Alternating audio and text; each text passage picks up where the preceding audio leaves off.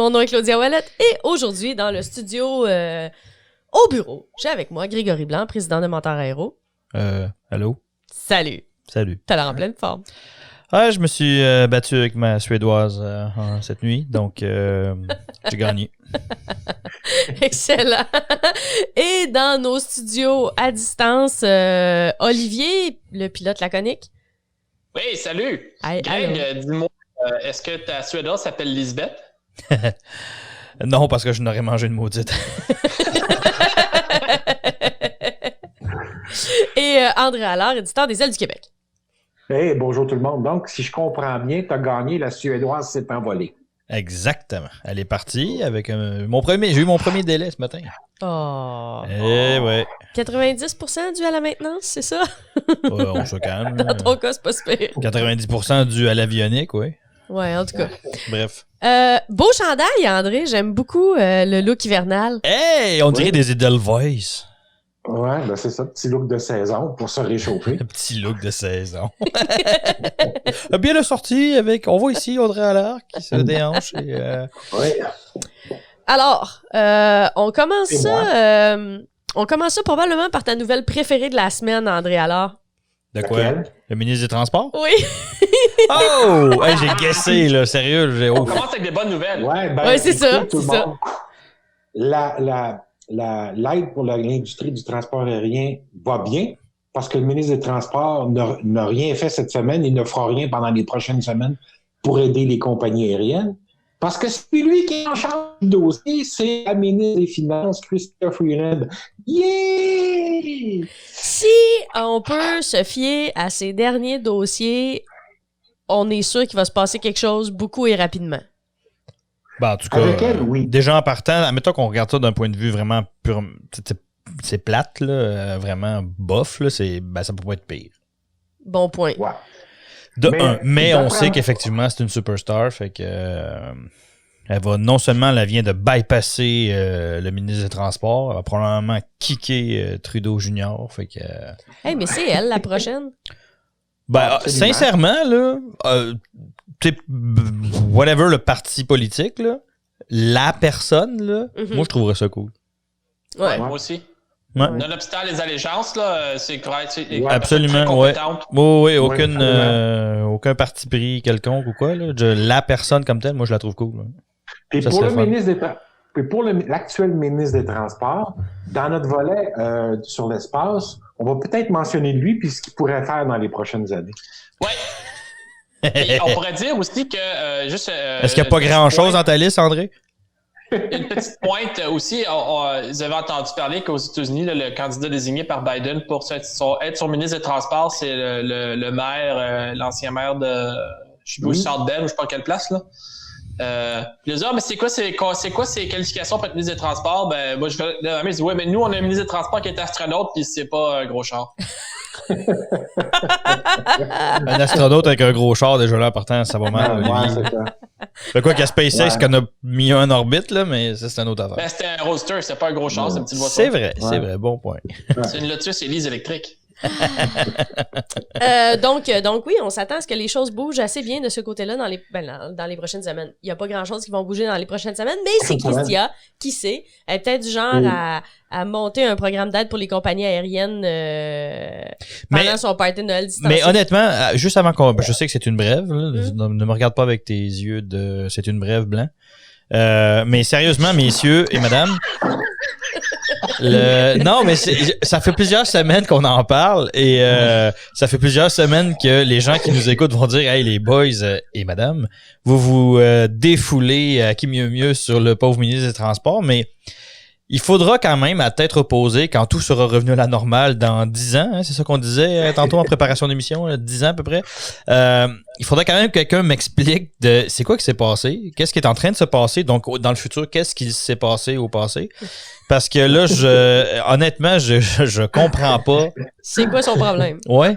C'est une vraie question, là. Je sais qu'on bitch beaucoup, là.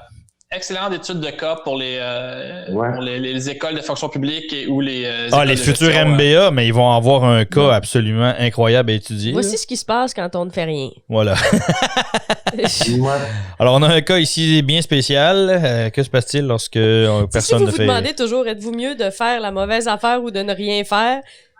Vous avez un cas de figure où on a choisi A. Là. Vous êtes mieux de rien faire, lire un livre sur les patates ou appeler le Père Noël. Tweeter sur la pâte à dents, en tout cas. Regarder la pâte à dents, ouais.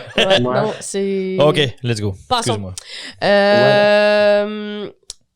T'étais au Forum Innovation 2020, André. Oui, au Forum virtuel, on s'entend. Oui. Innovation 2020. Donc, le Forum Innovation 2020 qui a eu lieu la semaine dernière, en réalité, c'est le Forum Innovation qui devait avoir lieu au mois d'avril dernier, donc la semaine de l'aérospatiale. C'est dur à dire, hein? Aérospatiale. Je vous avertis aujourd'hui, ça va bégayer, ça va aller tout et bas. J'ai de la misère, je ne sais pas pourquoi. Alors, est-ce que tu es bien hydraté, André? Parce que Jupiter est en Saturne. Ouais, ça doit être ça. Ah, là, c'est vrai, en tout cas. Jamais été aussi proche, André. Jamais aussi... non, je pense que c'est ça. OK, alors je te disais, la semaine de l'aérospatiale à Montréal devait avoir lieu au mois d'avril dernier. COVID-19 oblige, on a arrêté ça, puis on a tout mis ça en virtuel pour la semaine dernière. Donc, le Forum Innovation se penchait un petit peu sur les innovations à venir en industrie aérospatiale. Certaines grandes vérités ont été réaffirmées, comme le fait que pouvoir aller avec de l'hybride ou de nouvelles méthodes, nouvelles énergies de propulsion. D'accord. Ça va prendre aussi d'importantes innovations dans l'aérodynamique et dans les matériaux en aéronautique parce que les avions actuels sont à la fois trop gros et trop peu performants du point de vue aérodynamique pour l'électrique, par exemple. Donc, il y a des grosses améliorations à faire de ce côté-là. Ouais. Ça, c'était ce que j'ai retenu un petit peu de ça. C'est pas une grande vérité. Il y a Kevin Michael puis Richard Aboulafia qui ont fait une présentation sur l'industrie aéronautique puis son potentiel à venir. Là, un peu déprimant, non? Ouais, on s'attend pas à ce que la production en aéronautique revienne à ce qu'elle était avant la COVID, là, avant une bonne dizaine d'années. Ça va être long, le retour vers le recouvrement. Fait que dans le fond, eux, leur point de vue, c'est qu'on était sur une bulle puis qu'il y a eu une correction pendant la COVID, là. Oui. Tu soulèves un bon point, Claudia. Avant, en 2018-2019, il y a des gens qui avaient commencé à soulever la question, on produit des avions à un rythme freiné, on livre les avions, on met en service des nouveaux avions plus rapidement que la croissance de la demande, conjugué au fait que le remplacement des vieux avions a été ralenti les dernières années parce que le prix du carburant est tellement bas. OK? Donc, économiquement, il n'y a pas d'incitatif pour les compagnies aériennes. Il n'y avait pas d'incitatif pour les compagnies aériennes à changer les avions. Donc, il y a tout ça. Par contre, d'un autre côté, vois-tu, des gens des compagnies il y a certaines personnes qui disent oui, mais justement, comme on a gardé beaucoup de vieux avions en service, on va pouvoir les remiser puis juste s'en débarrasser. Puis après ça, quand la demande va reprendre, ils sortiront pas les vieux avions, ils vont prendre des avions neufs. Regarde. Je partage un petit peu le point de vue, moi, de Richard Aboulafia là-dessus. C'est que, ça m'arrive pas souvent, je suis d'accord avec lui, mais ça va prendre du temps avant que les productions ou les cadences de production reviennent à la normale. Il y a une petite exception, Boeing, qui va essayer de garrocher 450 MAX flambant neuf dans les 2 prochaines années, qui va essayer de les pousser sur le marché, là. Mais malgré tout cela, ils vont pas reprendre, la production du MAX ne va pas réatteindre le niveau qu'elle avait avant la COVID. Puis même revenir à 20 avions par mois chez Boeing, ça va être long pour le MAX. Ouais. Alors ça, c'est ce que l'aviation d'affaires demeure une exception. Tous les indicateurs, partout quand on regarde maintenant, on est rendu à 85-90% de vols on a récupéré 90% du volume de vol d'avant la COVID. Ce qui est intéressant, c'est que c'est pratiquement juste du marché intérieur. Il y a pratiquement intercontinental, il n'y a pratiquement plus de vol en ce moment dans l'aviation d'affaires pour les raisons qu'on connaît. Et ce que ça nous indique, c'est que quand on va être très avancé dans la distribution des vaccins COVID-19, puis qu'on va recommencer à réouvrir les frontières beaucoup plus librement aux gens qui sont vaccinés, il y a des grosses chances qu'en 2021, on dépasse le nombre de vols qu'il y avait eu en 2021 quand l'international va reprendre. Ouais. Il y a beaucoup... Là, il y a des gens qui commencent à s'énerver beaucoup. Ça s'excite dans l'aviation d'affaires. On sent que il se passe de quoi. Ouais. Ça réagit. Ça, c'était l'autre chose qu'on avait...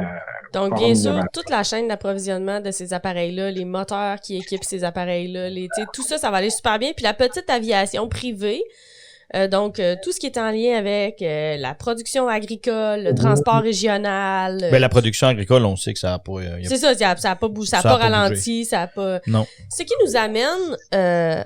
à une petite brève en lien avec la COVID, André, la première bonne nouvelle pour les syndicats québécois en aéro depuis longtemps. Ouais, c'est chez Pratt & Whitney Canada. En fait, la section 505 d'Unifor, qui représente les syndiqués de Pratt & Whitney dans la région de Montréal, ont confirmé la semaine dernière qu'il y aurait un retour au travail, un rappel au travail au mois de janvier pour environ 48 syndiqués, 48 de ses membres. C'est pas un gros rappel au travail. Parce qu'il y en a eu près de 500 qui ont été mis à pied. Mais c'est un début. C'est un début, oui. Ouais. Puis là, imagine-toi, si tu travailles chez Pratt, tu étais le 5e ou le 10e dans le bas de la liste d'ancienneté chez Pratt. Avant de partir pour tes vacances de Noël, la question, c'est est-ce que je vais être dans les prochains à être mis à pied? Et là, tout d'un coup, non, tu ne seras pas dans les prochains. Tu as des moins anciens que toi qui reviennent au travail. Fait que déjà, c'est un bon... Oui, puis connaissant les pratiques de gestion, on n'est quand même pas dans l'habitude chez Pratt de faire in-out, in-out, in-out. Fait que, tu sais, si on a rappelé, probablement que ça va durer un bon bout de temps l'année prochaine. Là, on s'attend pas à les remettre dehors au mois de février. Les chaînes d'assemblage, pour les moteurs neufs, les chaînes d'assemblage ont probablement été réorganisées. On a mieux planifié certaines choses. Puis là, au plan 5, admettons, au niveau de l'overall... on peut ajuster la capacité. Donc, par exemple, on sait qu'au plan 5, en ce moment, c'est le PT6 qui mène le bal. Ouais. J'ai vu passer aussi beaucoup de Twin Pack, beaucoup de... Donc, les hélicos. Ben, bien sûr, tout ce qui est militaire, ça n'a pas bougé. Là. Tout ce qui est militaire. Même à la limite, ça s'est accéléré. Ça s'est accéléré, exactement. Puis, au niveau civil, le transport en hélicoptère, pour diverses raisons, là, mais surtout du Medevac et tout ça, on sait que ça n'a pas bougé, ça a même encore là augmenté parce qu'il y a beaucoup, peut-être pas au Québec, là, mais on sait qu'ailleurs au Canada et aux États-Unis, c'est très très fort, là, l'hélicoptère, là, le Medevac.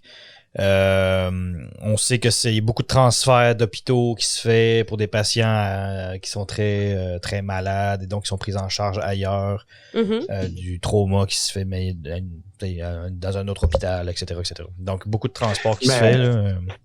Ouais, alors c'est ça parce que la ventilation du rappel, parce que le syndicat a donné là quel type de métier était rappelé au travail puis à quel endroit. Okay. Alors ce que tu appelles le plan 5, donc la révision à Saint-Hubert. Exact. Eux autres qui ont le gros morceau, ils ont 20 personnes qui sont rappelées là. Ouais. Donc, c'est la révision des PT6, mais aussi des groupes auxiliaires de puissance aussi au plan 5, exact? Oui. Ouais, mais le plan 5 couvre quand même assez large en termes de gamme, là. Il se fait du 150. Il y a le OH3, il y a le PT6 qui roule beaucoup, là. Ça roule à fond la caisse, là. C'est d'ailleurs le PT6, petite parenthèse, André, puis je pense que tu l'avais déjà mentionné dans les semaines passées.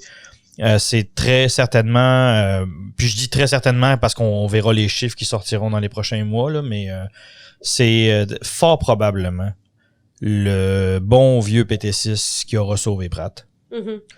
C'est peut-être un peu grossier, peut-être pas si noir et blanc, là, mais c'est fort probable que c'est ça qui aura maintenu Pratt, on va dire correct. Là, Bon. Peut-être pas Et sauver l'autre- la vie. Là. Non, mais les 15-24 aussi n'auront pas nuit, certainement. C'est sûr que ça a moins amené de job parce qu'on est... Mais c'est Pratt US. Ouais, Québec. Au Canada, niveau de absolument. Pratt Canada, c'est le PT6 qui a gardé tout le monde, qui a amené de l'eau au moulin. Là. Mais je vais te rajouter qu'à Mirabel aussi, il va y avoir 17 rappels au travail chez Pratt à Mirabel. Mm-hmm. Donc ça, c'est la fabrication des moteurs neufs PW800 et PW1500. Assemblage. Ouais. Fabrication, assemblage, merci. Non, c'est important. Il faut pas froisser nos amis américains. Oui. Mais c'est une bonne nouvelle là aussi. Ça veut dire, là, évidemment, toi sur. Je peux toujours poser la question, mais on ne nous dira jamais chez Pratt, à Mirabel, c'est pour le 800 ou le 1500 qu'on rappelle des gens. Non. Regarde, on ne saura pas. Mais honnêtement, André, c'est sûr qu'il y a un petit peu il y a un petit peu de secret industriel là-dedans et tout ça, là, c'est vrai, là. Mais ça change tellement souvent. Tu sais, pour avoir eu la chance de participer, faire des projets avec la gang à Mirabel, le planning change tellement souvent, c'est que donc c'est pas forcément parce qu'ils veulent pas le dire ou le cacher ou quoi que ce soit, là, c'est que tu sais, ça peut être au moment où on se parle, ça peut être 2 PW800 pour un 1524, puis demain ça va changer, tu sais. Fait que il y a un petit peu de ça aussi, c'est très volatile. Et là d'ailleurs la ligne d'assemblage à Mirabel, là, ces fameux moteurs assemblés à l'horizontale, etc. Là, on a vu des photos passer un peu sur les médias sociaux ces dernières années. Là. La ligne a été pensée pour ça, être capable de facilement transférer du 800, du 15-24, n'importe quand, n'importe comment, là. À peu près, on s'entend, là, c'est pas instantané, mais ça se fait relativement assez facilement de changer comme ça. Et j'ajouterais simplement que l'information que j'ai pour Saint-Hubert, pour la fabrication de la ligne du PW100 et PW150, c'est bien tranquille. Oui. Bien tranquille. Le 9, on s'entend. Non, ça c'est certain. D'ailleurs, on attend beaucoup de réponses du côté de Longview. On sait toujours pas. Probablement que dans les hautes sphères, ça se jase beaucoup. Là. J'imagine que Longview discute beaucoup avec Pratt mais je sais qu'au niveau de l'industrie en général, là, on attend beaucoup de savoir qu'est-ce qui va se passer avec Longview. Là. La reprise de l'usine à Toronto, donc on sait qu'ils l'ont fait, mais qu'est-ce qui va advenir de cette usine-là? Qu'est-ce qu'on fait? Est-ce qu'on maintient la ligne, etc.? Ou est-ce on va simplement l'utiliser pour fabriquer du spare? Fait que ça aussi, ça va être un beau dossier à suivre qui va affecter par ricochet la production chez Pratt, bien évidemment. Et je peux-tu revenir sur le forum innovation, Claudia? Il y a quelque chose dont j'ai oublié de parler. Ça concerne Bell Flight à Mirabel. Ah oui. Le système EDATS, qui est Electric Distributed Anti-Torque System. Electrically Distributed, ouais. Donc, c'est le fameux rotor de queue qu'on a remplacé par des rotors électriques. Les 4 petits moteurs, là, c'est ça la photo qu'on avait vue? Oui, 4 petits moteurs. Alors, on a eu un petit peu de précision là-dessus de la part de Bell parce qu'en fait, ils ont complété la validation du concept. Et ce qu'ils ont fait... C'est sur un Bell 429, hein? Oui, c'est ça. Alors, ce qu'ils ont fait, c'est qu'ils ont pris un Bell 429, ils ont enlevé l'arbre d'entraînement du rotor de queue, OK? Puis ils ont juste branché une génératrice à la place qui envoyait le courant aux quatre moteurs électriques dans la queue, placés dans la queue. OK? Le système est monté. Donc, il n'y avait placé aucune batterie, aucun accumulateur, c'était vraiment direct. OK? Le système est toujours. Le contrôle directionnel de l'appareil se fait toujours via les palonniers, via les pédales. OK?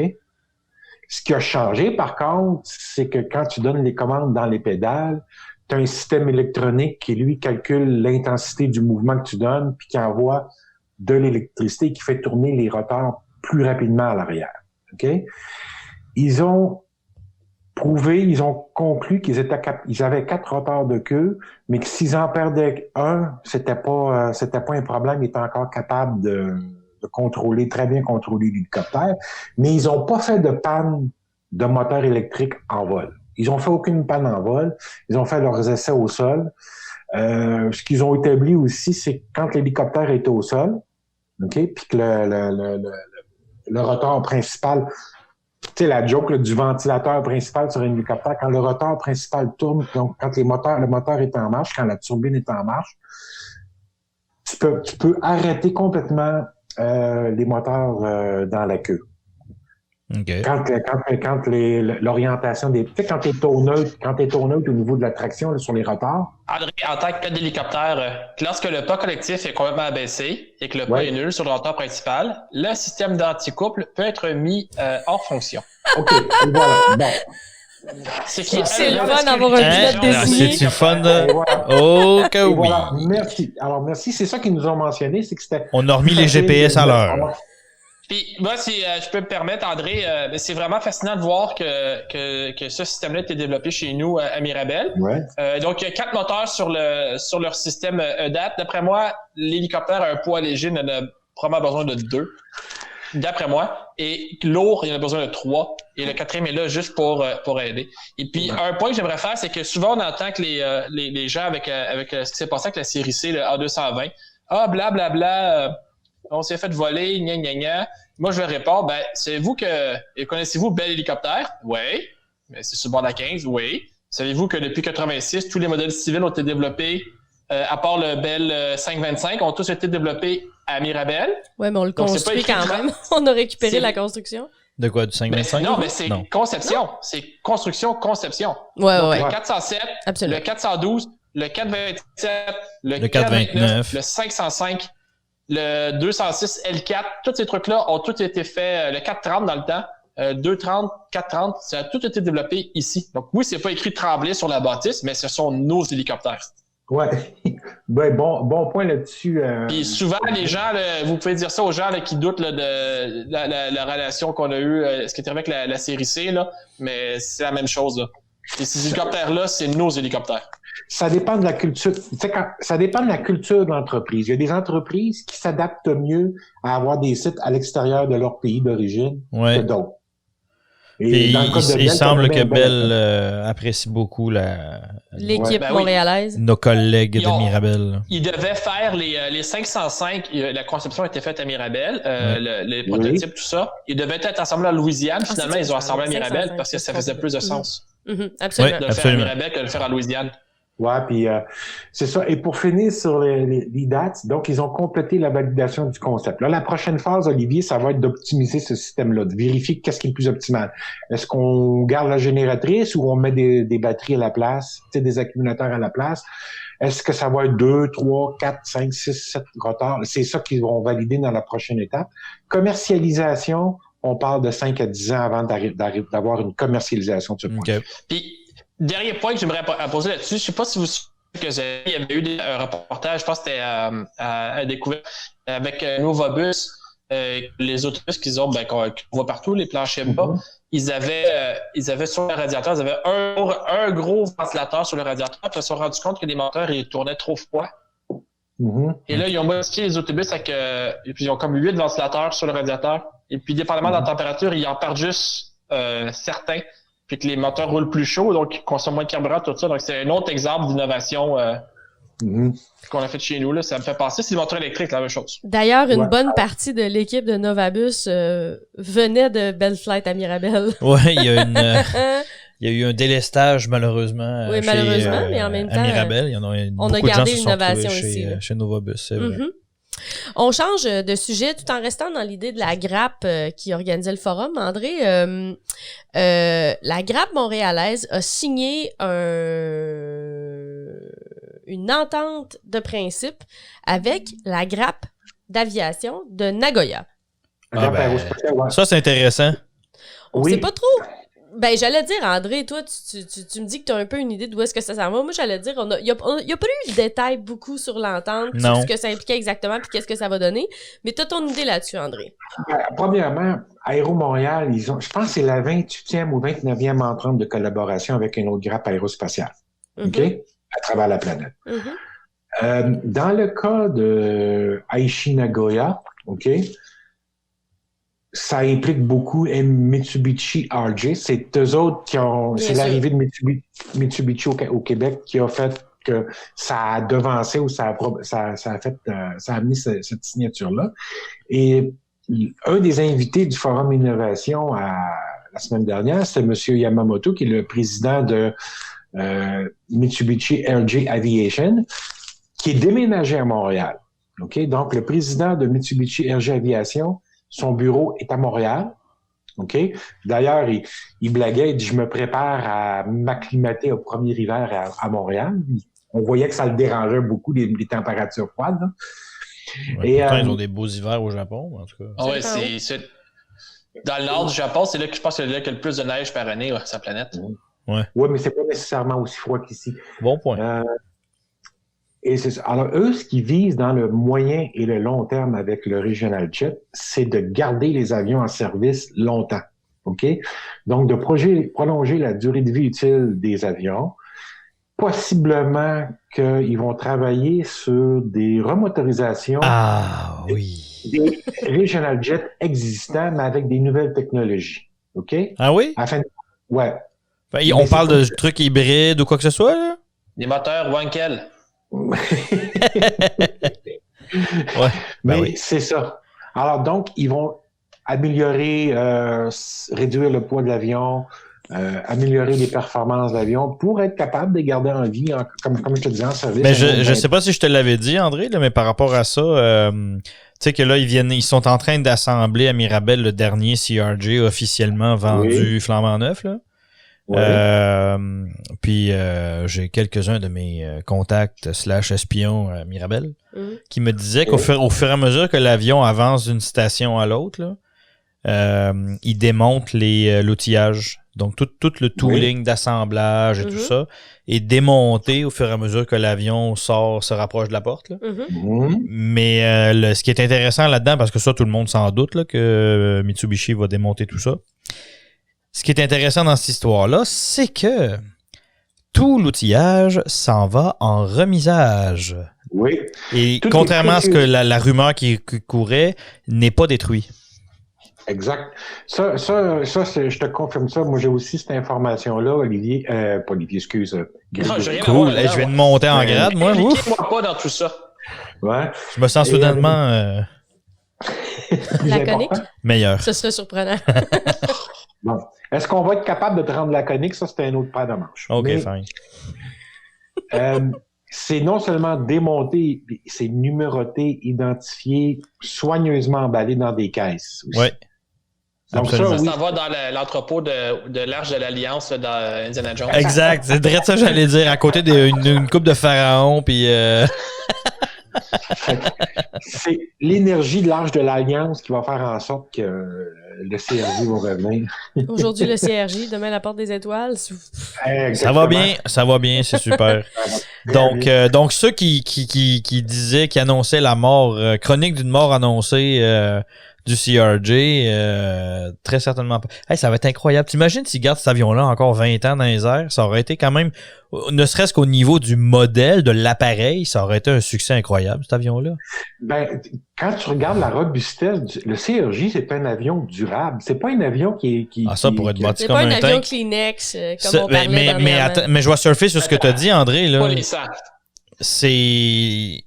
Tu t'as dit c'est un avion durable. Je te confirme que il était indestructible cet avion-là. La preuve, c'est que tu as mentionné il y a quelques minutes que l'équipe de Mitsubishi allait s'employer, entre autres, à l'alléger. Oui. Donc, pour être solide, robuste et indestructible, je te confirme qu'il est assez... C'est lourd. Oui. C'est pesant. Oui, c'est un de ses défauts, d'ailleurs. Oui. On reste dans les idées justement de d'où ça vient l'aviation, puis donc où est-ce que ça s'en va. C'est les frères Wright qui ont tout inventé en 1903 sur une plage. Oui. André, pourquoi t'impliques-tu dans le projet du MAC? D'abord, qu'est-ce que... Oui, qu'est-ce que le MAC? MAC, ça veut dire en français, c'est l'abréviation de Musée aérospatial québécois. De l'aérospatial québécois, OK? Oui. Ce n'est pas, ne pas confondre avec le Musée aérospatial de Montréal qui est dans l'ouest de l'île. Le MAC est situé à Saint-Hubert. OK? L'objectif, c'est d'ouvrir un musée de l'aérospatial à l'aéroport de Saint-Hubert. Pourquoi Saint-Hubert? Ben parce que c'est le plus vieil aéroport en opération continue au pays, qui a ouvert en 1929. Donc, en 2029, va célébrer ses 100 ans d'opération continue, c'est Saint-Hubert. Donc, c'est un endroit présence d'industrie aérospatiale sur la Rive-Sud aussi importante. Donc ça, c'est les raisons. Pourquoi un musée en aérospatial au Québec? Parce que sans vouloir rien enlever au musée de l'aérospatial de Montréal, Montréal, c'est la 3e plus grosse grappe aérospatiale au monde. Puis on n'a même pas un musée digne de ce nom où on peut voir tous les grands avions, les grandes réalisations de cette industrie-là. Il n'y a rien. On n'a absolument rien en ce moment. Et c'est un problème. Qu'est-ce que ça arrive? Heureusement que tu voulais rien enlever au musée de Montréal. Bien joué, André. Ils n'y ont vu que du feu. Continue. Parce que le musée de l'aéronautique de Montréal sont dans l'ouest de l'île et ils n'ont pas nécessairement le même spectre que, si tu veux, ou les mêmes objectifs. On est beaucoup plus dans les avions de la Deuxième Guerre et avant. D'accord. Je comprends. Le musée aérospatial va viser plus Deuxième Guerre jusqu'à maintenant. Quand la production est vraiment partie en peur à Montréal. Ouais, exactement. Donc, on parle de l'arrivée de Canadian Vickers qui est devenu Canadair, là. C'est cette époque-là. Un des gros problèmes, à mon avis, de la grappe aérospatiale à Montréal, c'est on n'a pas d'historique. Personne connaît l'histoire de l'industrie aérospatiale au Québec. Tu sais, le PT6, là, ouais. on en a parlé, c'est un des plus grands succès de l'industrie aérospatiale. C'est mondial. Puis il n'y a personne au Québec. Les gens qui sont pas dans l'aviation au Québec savent pas c'est quoi un PT6. C'est vrai. Ils connaissent pas ça. Bon point. On a inventé le bombardier à eau au Québec. On l'a littéralement mis au monde. C'est un avion qui a été pensé, destiné ici. Il y a plusieurs choses comme ça qu'on a mis au point. Puis les gens connaissent pas les succès de l'industrie. Le jet régional, on l'a réinventé aussi. À partir du Challenger. En fait, on a inventé le segment. Là. Ouais, on a réinventé ce segment-là. On a dessiné un avion spécifiquement. On a de grandes réalisations. Puis le CRJ, c'est un avion qui a été les plus vendus dans les avions de ligne en ce moment. Donc, parce qu'on connaît pas notre histoire, parce qu'on sait pas toutes ces grandes réalisations, quand vient le temps de la soutenir, les gens sont moins portés à faire ça. Donc, moi, j'ai décidé de m'impliquer pour justement faire connaître notre histoire, en espérant que dans le futur, ça va donner de bons résultats. Et un peu à la manière du Cosmodrome à Laval, la mission du musée aussi en études éducatives, de travailler avec les milieux scolaires de la Rive-Sud afin de faire de l'éveil à la science, puis éventuellement d'intéresser les gens ou les jeunes à l'aérospatiale pour qu'un jour on ait une relève aussi dans cette industrie-là. Mais là, il est situé où, ce musée-là, André? Pour l'instant, le musée n'a toujours pas de local. Okay. Mais on est dans nos premières demandes de subvention. Okay? Le musée a été fondé officiellement en 2018. Okay? Il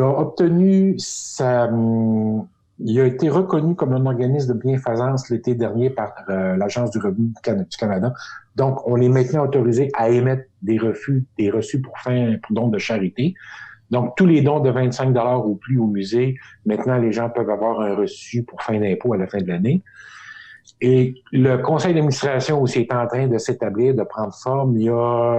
Sur le CA, il y a Gilbert McCauley, qui est l'ancien commandant du 438 à Saint-Hubert et qui est aussi, depuis plusieurs années, siège sur le musée de la guerre à Ottawa.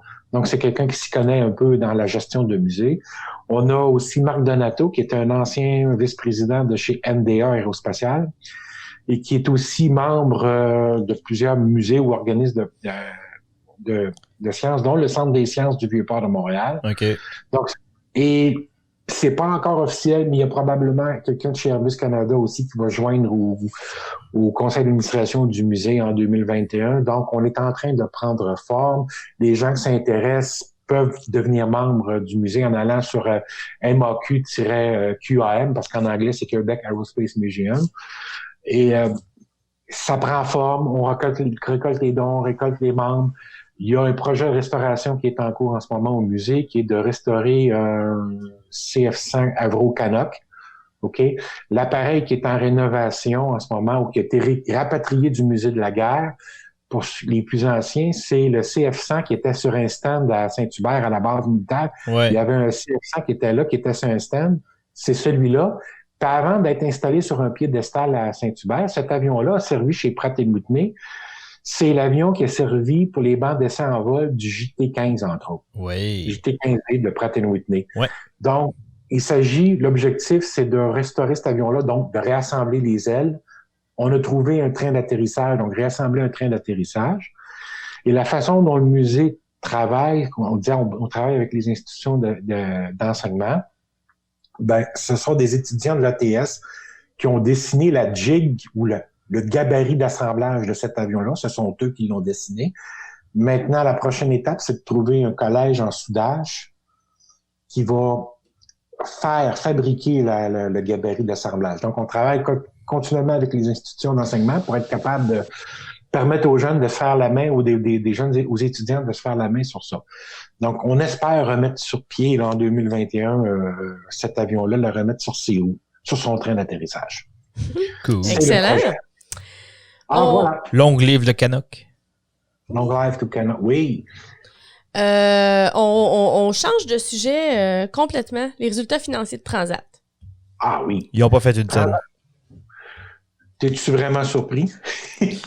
Ben écoute, j'ai regardé ça vite, là, j'ai ouvert, puis j'ai fermé. Ouais, ben c'est ça.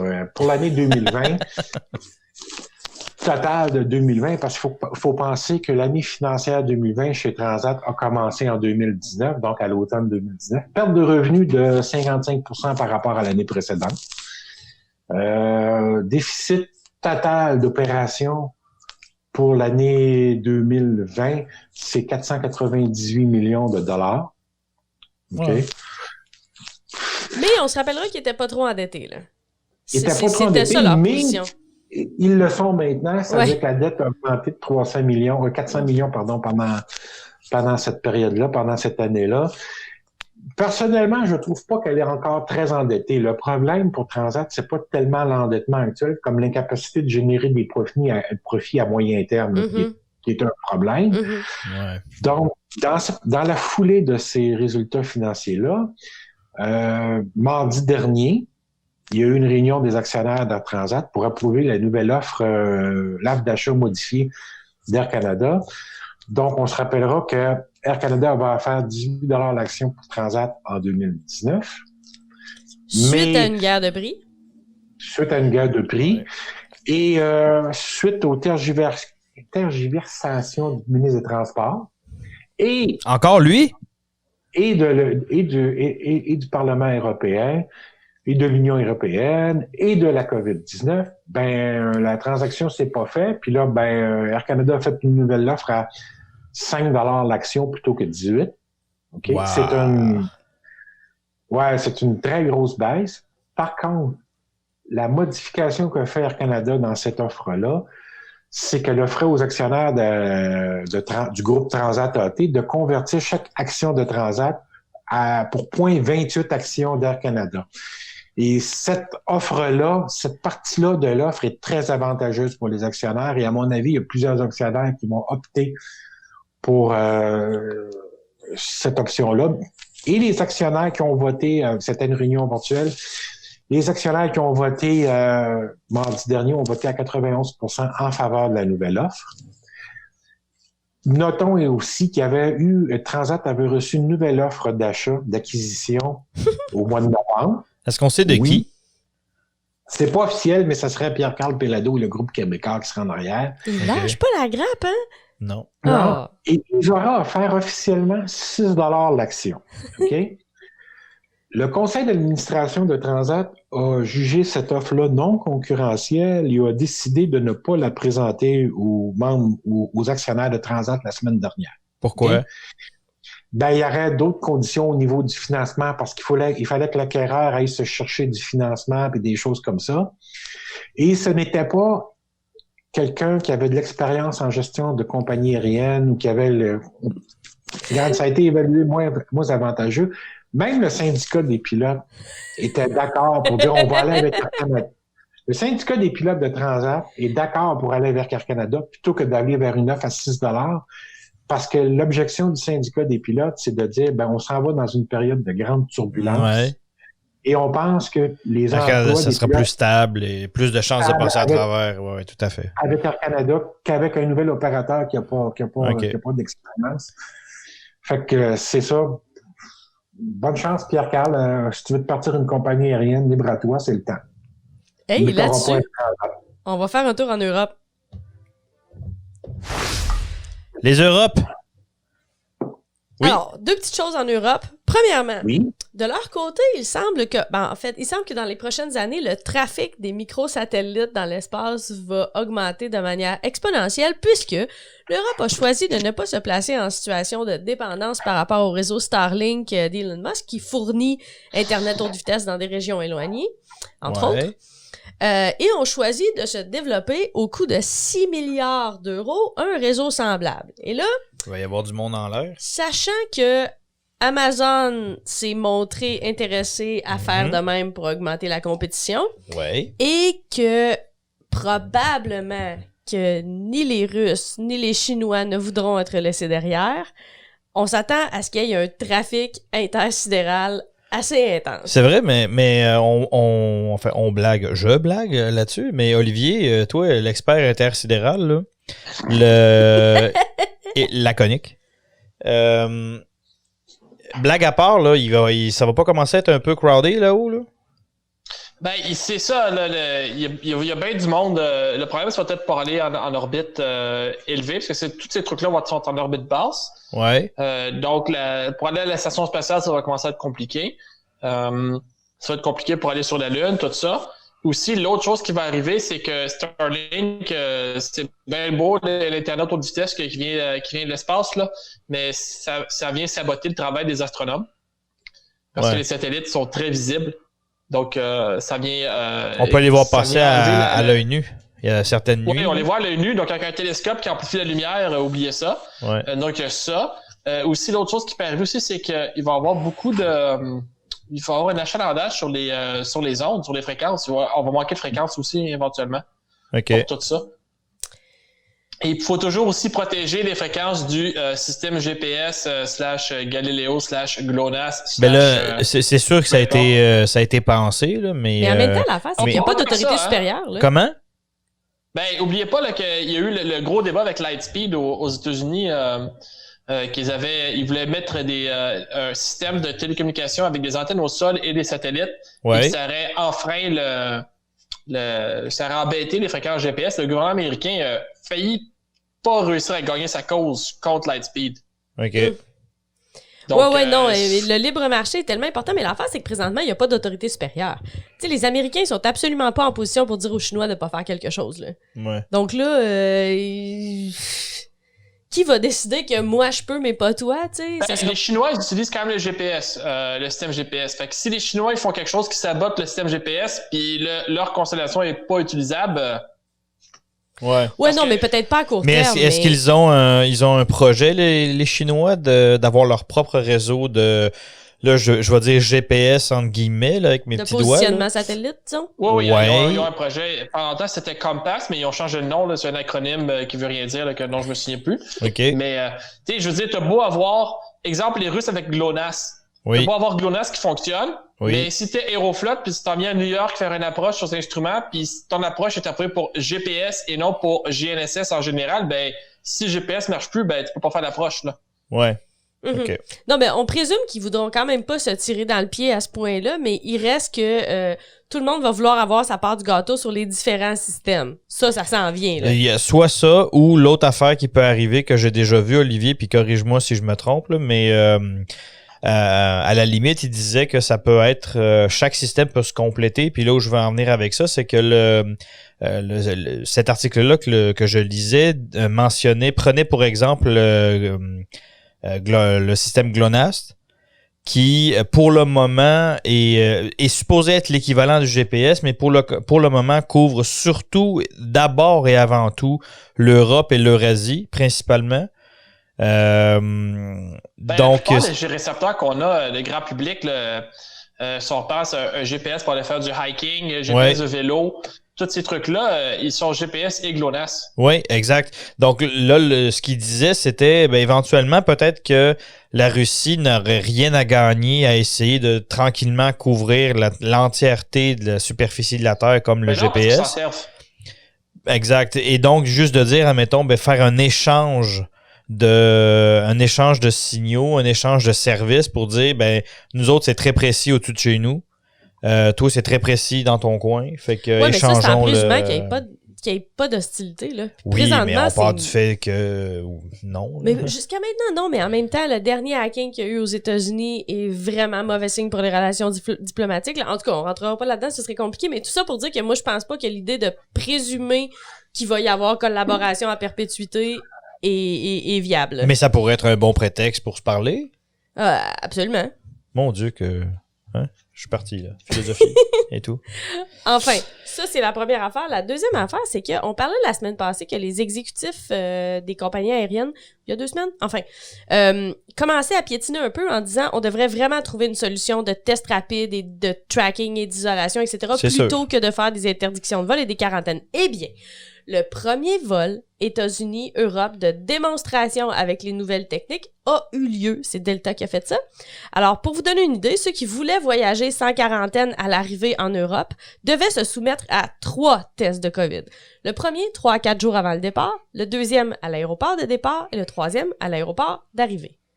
Ce qui est quand même assez contraignant et doit être un peu dispendieux. Je sais pas comment ça fonctionne. Si c'est ajouté au prix du billet ou si bon, etc. J'imagine, oui. Et aussi combien de temps les résultats prennent à arriver. Donc, au départ, c'est certainement pas des tests qu'on peut attendre pendant 48 heures. Ça n'aurait pas de sens, là. Donc, en tout cas, ça peut être des tests rapides, bon.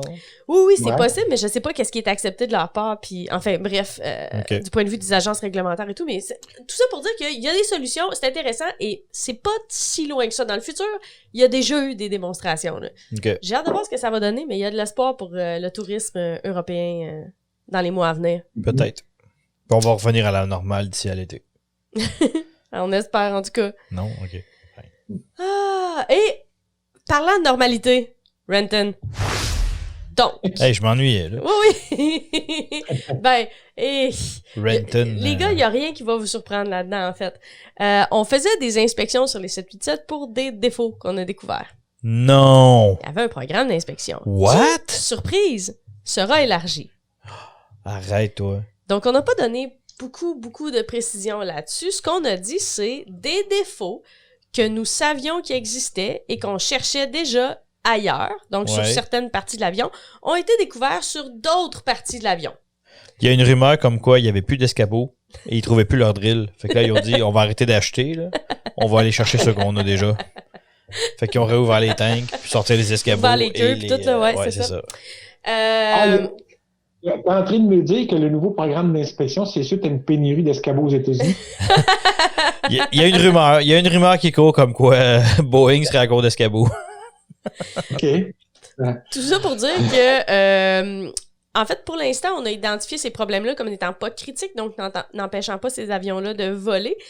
Par contre, on pense que ça risque de rendre la FAA, qui avait déjà un système de suivi pour ce programme d'inspection-là, encore plus fouineuse. Ouais.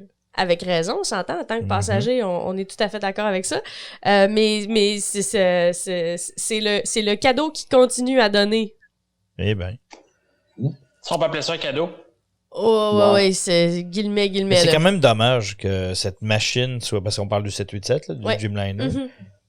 C'est quand même dommage que l'aura de cet avion soit ternie par autant de médiocrité. Hein? Tu l'aimais beaucoup. Ben oui, et j'ai d'ailleurs un de mes confrères, collègues, amis qui adore cette machine, qui n'est pas du tout un maniaque d'aviation, mais qui aime l'avion comme tel. Mais oui, pour plein de raisons, dont entre autres pour être le premier à avoir fait plusieurs choses. Tu sais, l'avion tout électrique, on a essayé des choses, on a... et de l'air frais. Une altitude cabine plus basse, plus confortable, etc., etc. La cabine plus basse, quand je suis allé en Europe l'an dernier, quand je suis arrivé à la fin de mon vol, j'étais vraiment reposé. Là. J'étais Ouais. pas tout Oui, pété ça fait une partout, là. différence. C'était impressionnant. Moi, ça a l'air que j'ai dormi, j'ai ronflé. L'agent de bord, j'ai dit, hey, je pense que j'ai dormi. Elle a dit oui. Donc, oui, absolument. Donc, Mais oui, effectivement, c'est dommage. C'est quand même dommage, donc, que cet avion-là soit tout le temps, et cette étiquette là, de dernier de classe, tout, tu sais, ça sonne comme tout pourri, tout botché, alors que c'est le Mais la conception top était of the fantastique, line, mais on dirait que la production a eu des difficultés. Tout ce qu'on vous dit là, ça n'accote même pas ce que les whistleblowers ont dit de la production de l'appareil. absolument. Qui, eux, disaient, par exemple, le FOD, c'est absolument épouvantable. Si vous ouvriez ces avions-là, ce que vous trouveriez là-dedans, ce serait l'enfer. Ouais. Moi, jamais je ne ferais voler ma famille là-dessus. C'était ça leur fin mot. Pour des gens qui ont participé à la production, ça fait peur un peu, là. Effectivement. Donc oui, c'est triste et c'est difficile pour Boeing, encore une fois, là, parce que... Moi, j'aime encore le 787. Puis moi, ce que je vois beaucoup, ce que j'ai lu beaucoup là, dans les 8 derniers mois, en 2020, là, sur le 787, là, moi, je vois des problèmes normaux d'un programme qui vieillit, puis on découvre des petits glitches, puis tout ça. Enlève l'histoire du 737 MAX, puis remets-nous dans un contexte normal, puis jamais les problèmes ou les glitches du 787 auraient reçu autant d'attention médiatique qu'ils en ont reçu maintenant. Mais c'est pour ça, sur les ailes du Québec, moi, j'ai arrêté complètement de parler de ces histoires-là parce que je trouve ça un petit peu, c'est trop, là. C'est des problèmes normaux et les inspections, puis les intervalles d'entretien, ça sert à ça. Ça sert à identifier des problèmes qu'on n'anticipait pas. Et en ce moment, sur le 787, le système fonctionne encore, c'est-à-dire que on parvient à identifier des problèmes avant qu'ils deviennent critiques. À corriger. Oui, non, mais ça c'est sûr. Mais c'est le... Comment je pourrais dire? C'est ce qui arrive là-dedans, André, c'est qu'au niveau de cet appareil-là, c'est tout ce qui gravite autour, et incluant les choses normales de la vie, là. Donc un avion qui vieillit, un avion qui est précurseur en tout, qui vieillit. Un avion qui est tout électrique, là, il y a, je sais pas si beaucoup de gens qui nous écoutent le savent, là, mais c'est un avion, ça, que quand tu veux faire de la maintenance dessus, ça prend 3 GPU, là. Des Ground Power Units, là, des groupes auxiliaires de parc, là, je sais même plus comment on dit en français, je m'excuse. Auxiliaires de puissance. De puissance, merci. Donc des prises extérieures là, que tu branches dans du 600 volts dans le mur, dans la prise, puis que tu branches à l'avion de l'autre côté, là. Donc pour les petits avions, les gens qui connaissent des King Air et tout ça, c'est du 28 volts. Sur des grosses machines comme ça, c'est du 115 volts AC 400 Hz. Ça en prend 3 prises branché dans l'avion pour être capable de le faire fonctionner dans le but de faire de la maintenance, c'est-à-dire de tout allumer, de flipper toutes les switches, puis de... Donc, donc c'est une machine qui est révolutionnaire en soi, mais en même temps qui a son lot de problèmes. Et certains de ces problèmes-là sont normaux, tu as entièrement raison, André, parce que chaque programme doit vieillir, puis il arrive ce qui arrive, en fonction de l'utilisation qui en est faite aussi. Donc ça, ce bout-là, il est tout à fait normal, puis tu as entièrement raison. Mais malheureusement, il y a un côté aussi de problèmes qui viennent avec la machine, qui viennent avec l'avion, qui était pas, qu'il n'y a pas d'affaires là. Tout l'aspect de production de la chose... oui, c'est déjà arrivé qu'on a identifié un problème, là, on a-tu déjà oublié des guenilles dans une aile ou retrouver des clécots qui traînaient dans le fond du réservoir, là? Oui, ça c'est pas nouveau, c'est juste que là c'est un avion après l'autre, on dirait que ça vient avec, là. Cet avion-là, es-tu prêt à livrer? Ouais. T'as-tu lancé quelques clécots dans le fond du réservoir? Oui, j'en ai semé quelques-uns, là. On dirait que ça fait partie du bon de livraison. Là, en fait. Comment? Ça parle de la culture d'entreprise. Oui, c'est ça. Et c'est ça qu'on n'est pas habitué de voir. Parce que l'autre côté, tu as raison, André. C'est normal, ça. Le vieillissement, l'utilisation, tout ça, oui. Mais c'est tout le côté de culture d'entreprise qui est merdique, qui est tout ce qui est bâclé, botché. D'habitude, t'as pas ça qui vient avec. Là. On va voir comment ça va évoluer. Mais Oui, pour l'instant, oui. donc, on les retire pas du vol. Ça reste quand même une fantastique machine. Oh, absolument, je suis d'accord. Elle du F-15, Olivier. Oh! Le F-15, on a parlé beaucoup sur le podcast de recyclage d'avions. Ben, pas beaucoup, là, mais on a parlé de recyclage d'avions, là, que certains avions ne savent plus quoi faire avec, parce qu'il y en a trop qui ont été retirés de service. D'autres, il n'y en a pas assez, ils s'arrachent les pièces. Et toute l'histoire de conversion des avions passagers en avions cargo, là, avec le 321 qui a été converti récemment, IAI avec le 777, tout ça. Ouais. Donc, les Américains, ils font du recyclage avec les F-15. Les Saoudiens sont en train de modifier, en plus d'acheter des avions neufs, des F-15 SA. Ouais. Il y en a qui sont fabriqués flambant neufs et d'autres qui sont remanufacturés. Ils prennent les F-15S, qui est la désignation du F-15 saoudien. Et ils les remanufacturent. Et quand ils refont ces avions-là, ils les font passer de la version S à la version SA. Les ailes sont enlevées. Donc, ce que le gouvernement américain a fait, c'est qu'ils ont acheté des ailes qui provenaient de ces F-15-là, qui n'avaient pas été utilisées autant que les F-15E américains. Ouais. Et en ce moment, donner une idée, là, ils ont 8 paires d'ailes. Ils ont sauvé 80 millions en achetant 8 paires d'ailes usagées versus des ailes neuves. Ils prennent les ailes, ils vont les mettre sur les F-15E pour les aider à voler plus longtemps. Et potentiellement, ils iraient jusqu'à acheter 42 ailes supplémentaires. Donc, pour 42 avions. Donc, 42, ça veut dire 21 paires d'ailes, donc 210 millions d'économies. Moi, honnêtement, ça me fascine, les Américains. T'sais, ils ont 10 porte-avions qui sont à peu près aussi grands que l'île de Montréal, là. Mais on va faire attention. Faut faire attention au budget. On va récupérer des ailes. Non, mais c'est important de sauver. Hein? Chaque dollar sauvé. Ils ont des sous-marins qui savent même plus quoi en faire. Bon point, mais... Greg, Comment? parce que il y a les critiques, il y a des gens qui sont comme oui, mais là, vous prenez les ailes des avions saoudiens, vous les installez sur les avions américains. Ouais. Mais d'un autre côté, vous retournez, vous achetez des F-15EX pour remplacer les F-15C de la Garde nationale. Pourquoi, au lieu d'acheter des ailes sur des avions, des ailes usagées pour mettre sur les vieux avions, pourquoi vous ne remplacez pas les F-15E un pour un avec des F-15EX? Ouais. Exactement. C'est un peu comme déplacer le problème. Donc là, oui, les ailes vont être neuves neuves entre guillemets sur les F-15E, mais le reste de la structure est quand même vieille. Ouais, exact. Donc, il y a d'autres problèmes ailleurs. Donc, ils sont comme oui, mais c'est juste mettre l'argent. C'est ces économies de bout de chandelle-là que je ne comprends pas, venant de la part d'un pays qui a l'air de...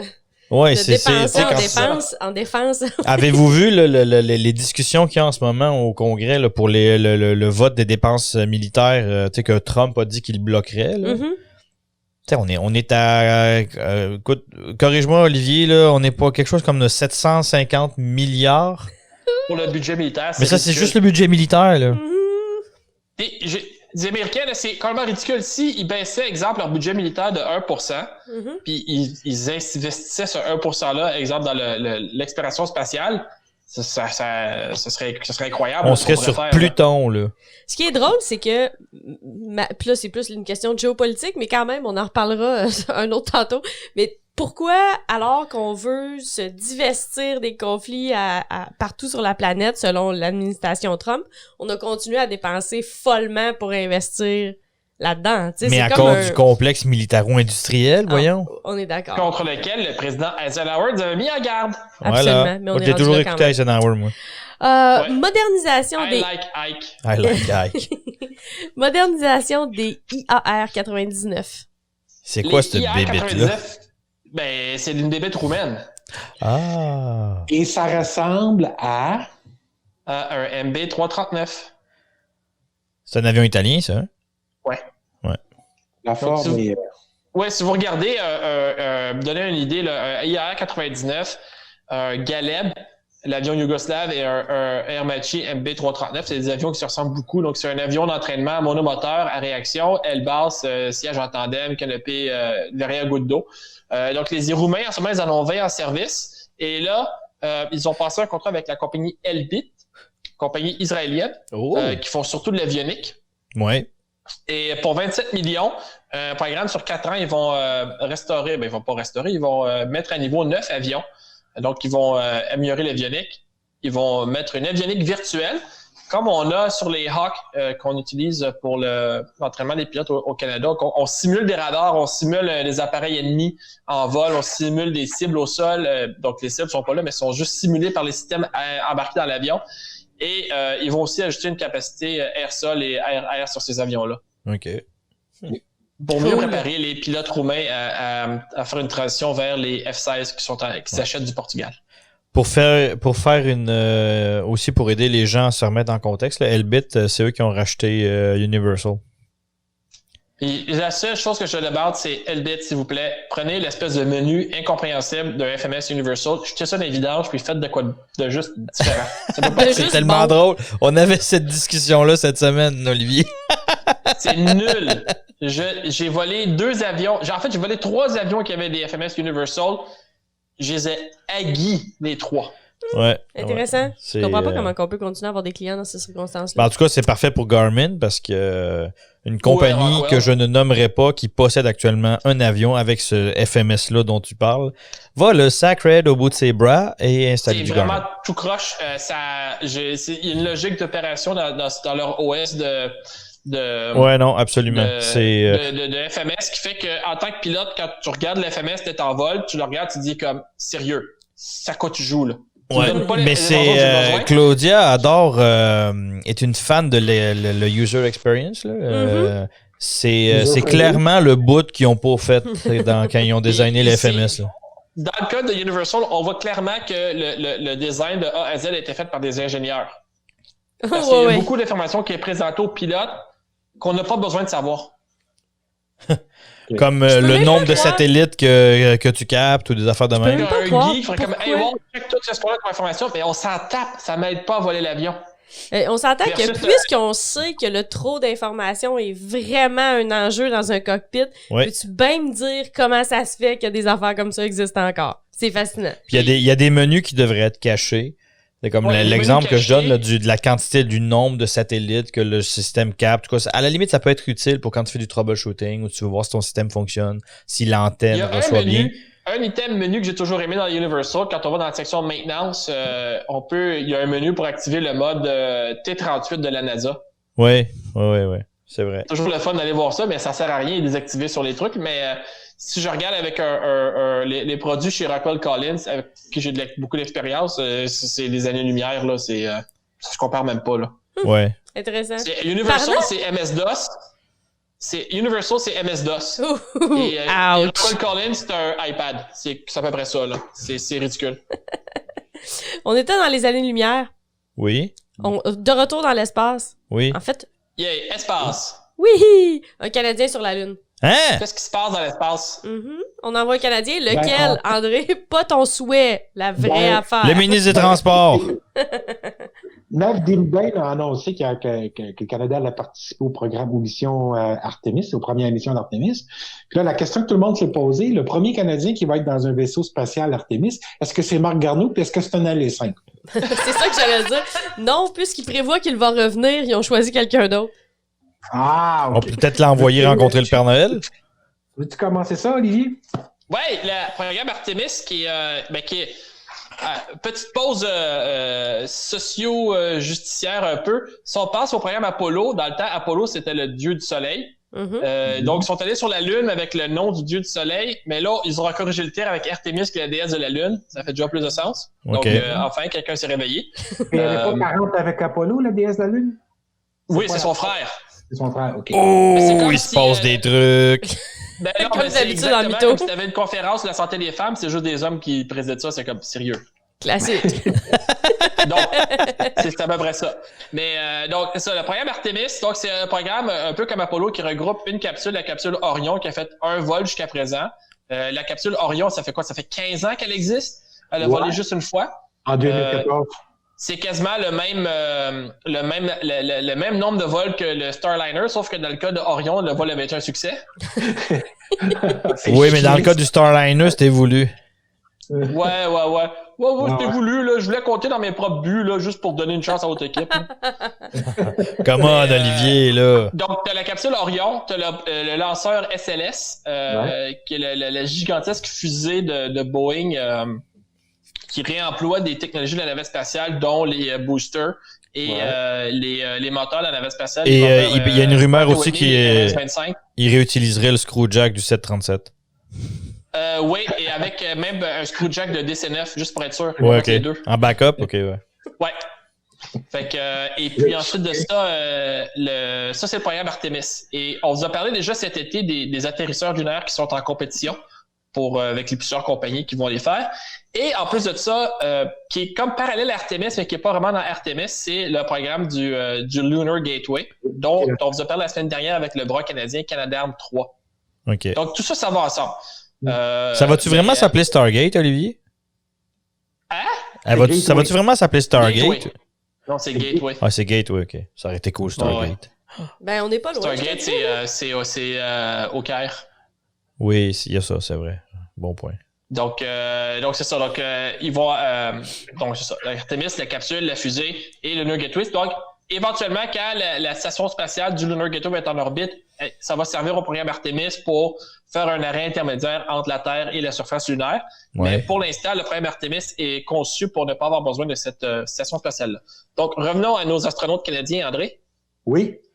Donc, ils sont Artemis, les 3 premières missions. La première mission, c'est une mission, il n'y aura pas d'astronautes à bord. C'est une mission automatisée, collecte de données. Ils vont décoller de la Terre et ils vont en orbite lunaire et ils reviennent, exact? Ouais. Artemis 2, donc ça, c'est la deuxième mission en orbite lunaire. Mais cette fois-là, il va y avoir 4 astronautes à bord. Et là, ce qu'on a appris la semaine dernière, c'est qu'il va y avoir un Canadien parmi ces 4 astronautes-là qui va aller aussi faire une orbite lunaire et ils vont valider l'information reçue dans la première mission. Et ils vont devenir, en fait, les humains à être s'éloigner le plus de la Terre parce que l'orbite qui va être utilisée pour cette mission-là est beaucoup plus élevée que les orbites des missions Apollo. Donc, ils vont à l'apogée de l'orbite lunaire, ils vont s'éloigner de la Terre. J'ai oublié, je pense que c'est au-dessus de 250 000 kilomètres, de 250 000 milles. Et puis, juste pour précision, c'est ça, la première mission Artemis est en 2021. Oui, et celle habitée est en 2023, si ma mémoire est bonne. Et après ça, la troisième mission d'Artemis, il y aurait le lander, l'alunissage. Un alunissage. Alunissage avec une équipe qui irait sur la Lune. L'objectif puis Artemis, la mission Artemis au complet, ça a 2 objectifs. Un, l'extraction, en tout cas l'exploration au niveau des minéraux ou de certains matériaux sur la Lune, dont la glace. OK? Mais c'est aussi de valider le concept pour l'exploration vers Mars, d'avoir une station orbitale, okay, qui est Gateway dans ce cas-ci, et on fait des missions entre la Lune et la station orbitale. Donc, tout ce concept-là va être validé dans la mission Artemis pour éventuellement servir vers les vols, pour les vols vers Mars. Ça commence à avoir l'air de la science-fiction, là. Là, ça, c'est malade. Malade. Parce que c'est ça va... Comme l'orbite du Gateway autour de la Lune, c'est une orbite peut être elliptique, donc elle va se rapprocher circulaire. Ouais. Elle va être plus proche de la Terre. Donc, quand la station va être plus proche de la Terre, ça va être moins long de se rendre là-bas, ça va prendre moins de carburant. Patati et patata. Donc, il y a vraiment des bons arguments. Et en plus, ça, c'est toutes des idées qu'on avait dans les années 60 avec le programme Apollo, qu'on n'a juste jamais réalisé. Ouais, puis en fait aussi, puis l'autre chose, c'est que les missions, tu sors aussi de la ceinture de Kuiper. Donc, avec Gateway aussi, tu te trouves à plus être protégé par... je veux dire la ceinture de Van Allen. Parce que la ceinture de Kuiper et l'autre bord de Pluton est loin un petit peu. Et l'autre lapsus à matin, c'est... Là, ne pas confondre, c'est pas Eddie Van Halen, là, c'est Van Allen. Van Allen. Et c'est ça. Donc, la ceinture de Van Allen nous protège des rayons cosmiques. Et là, on sort avec Gateway, on sort de cette ceinture-là. Donc, la station va être en permanence à l'extérieur de la protection des rayons cosmiques. Donc, ça, c'est tout un nouveau champ d'exploration aussi. Elle ne sera pas habitée à l'année. Hein. Cette station-là va être autonome. Mais il va y avoir des vols habités, il va y avoir des humains de temps à autre qui vont séjourner dans cette station-là, mais pas en permanence. Il n'y aura pas une présence humaine en permanence dans la station, comme c'est le cas avec la station spatiale. Et aussi, la station, comme elle ne sera pas habitée, mais elle va faire de la science de façon permanente. Oui, permanent et autonome, c'est ça. Et là, en ce moment, on a 4 astronautes. Sais-tu le dire, André? Oui, 4 astronautes par mission, exact. Oui, mais en ce moment, au Canada, on a 4 astronautes actifs. Ah, OK, oui. Est-ce qu'il y a des plans pour en avoir plus que ça? Il y en a peut-être. Je ne suis pas au courant, là, mais les 4, en ce moment, il y a David Saint-Jacques qui était dans l'espace récemment. Ouais. On a Jennifer Sidé Gibbons. Et Joshua Kutrick, qui est le frère du pilote qui volait le F-18 démo pour le 150e anniversaire du Canada. OK. Et on a Jeremy Hansen également. OK. Et là, on s'attend à ce que ce ne soit pas M. Saint-Jacques. Exact? Ben, on le sait pas, mais d'après moi, comme il a déjà volé, je pense qu'il laisse probablement la place à quelqu'un d'autre. Oui, possiblement. Là, Mais Jeremy Hansen, c'est pas le prochain sur la liste là, à voler dans la station spatiale? Peut-être. À ce moment-là, ça serait probablement entre Joshua et Jennifer. Moi, je vote pour Jennifer. Ouais. On va voir. Puis rendu là, on l'a fait passer tout droit à Hawaii sur Mars, puis on la dépose sur Mars. Avec Mark Watney, on va aller manger des patates. Ouais. Les patates, tu vois, on y revient encore. C'est pour ça que le ministre, il parlait des patates. Oui, les patates. Hey, Bon ça, c'est point, une belle Olivier. boucle T'as-tu vu la boucle? Ouais, c'est superbe. Malade. Une conclusion d'épisode. Hey, ça, les Concept, amis, là. concept. Pas C'est mal. ça, l'aéropod. Oh, Là-dessus, beau travail, chers Olivier, beau auditeurs, travail. Tu merci. nous as manipulés de bout en bout. Merci de votre intérêt, de votre patience avec nos tergiversations. C'était Claudia Ouellette. Grégory Blanc. André Allard. Olivier Lacombe. Merci tout le monde. Bonne semaine. C'est tout pour l'épisode de cette semaine. Merci d'avoir écouté Aéropod.